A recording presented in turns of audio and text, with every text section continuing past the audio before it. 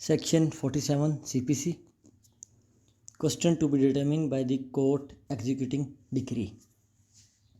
इस सेक्शन को in depth में जाने से पहले एक चीज़ जो माइंड में होनी चाहिए कि एक सिविल सूट में जो एक डिसीजन आता है वो डिसीजन ऑटोमेटिकली इन्फोर्स नहीं होता। क्रिमिनल कोर्ट की एग्जांपल लेते हैं। पहले क्रिमिनल कोर्ट में केस चला, उस कोर्ट में एक मुलजिम को 3 साल सज़ा हुई, तो वो जो 3 साल सज़ा होगी वो ऑटोमेटिकली जो सज़ा स्लिप लगी होती है वो फ़ैसले की कॉपी चले जाती है आगे जेल में। अगर वो बंदा जेल में नहीं है तो उसको वहाँ पे अरेस्ट कर लिया जाता है, तो ऑटोमेटिकली जो उसकी सज़ा है वो आगे शुरू हो जाती है, आगे उसकी प्रोसीडिंग शुरू हो जाती है।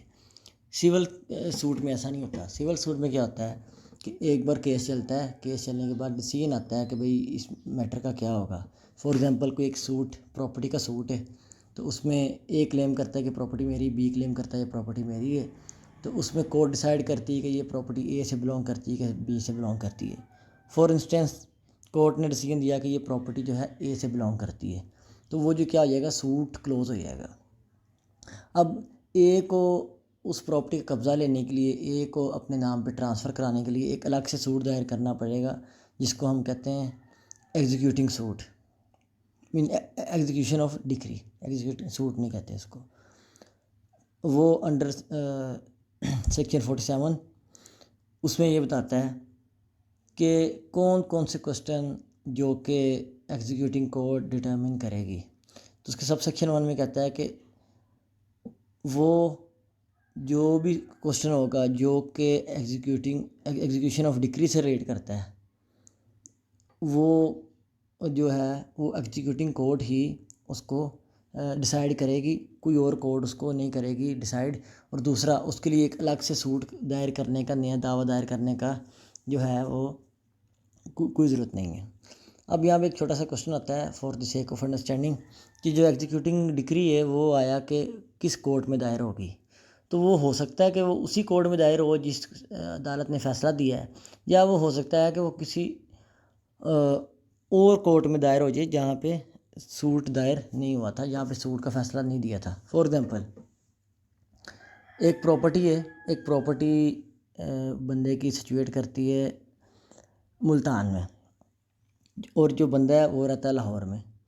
तो हमने पढ़ा था 15 से 20 तक जो कॉज ऑफ एक्शन जहाँ पे हो वहाँ पे एग्जीक्यूशन ऑफ वहाँ पे सूट दायर हो सकता है, या जहाँ पे सब्जेक्ट मैटर मौजूद हो तो वहाँ पे हो सकता है। तो इस सूरत में अब क्योंकि वो बंदा लाहौर का है और प्रॉपर्टी मुल्तान में, तो मुल्तान में भी सूट दायर हो सकता है और लाहौर में भी दायर हो सकता है।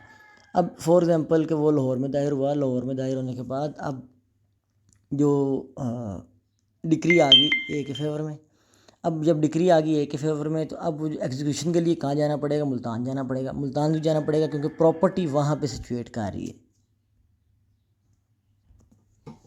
सब सेक्शन 2 में कहता है कि कोर्ट जो कि एग्जीक्यूशन प्रोसीडिंग जारी होती है उसमें से किसी चीज़ को एज आ सूट भी ट्रीट कर सकती है। फॉर एग्जांपल कि एग्जीक्यूशन प्रोसीडिंग जारी है, उसमें कोई क्वेश्चन आया, वो क्वेश्चन जो है वो डिसाइड नहीं हुआ था या वो एक डिफरेंट क्वेश्चन था, तो वो क्या है कि उसको एज आ एग्जीक्यूटिंग डिक्री जो है प्रोसीडिंग नहीं लिया जाएगा, उसको एज आ न्यू सूट वहाँ पे एक्सेप्ट किया जा सकता है। तो ओबियसली अब न्यू सूट दायर हो रहा है एक तरह से, तो वो उसकी एक कोर्ट फीस है, वो एडिशनल कोर्ट फीस उसकी लग सकती है।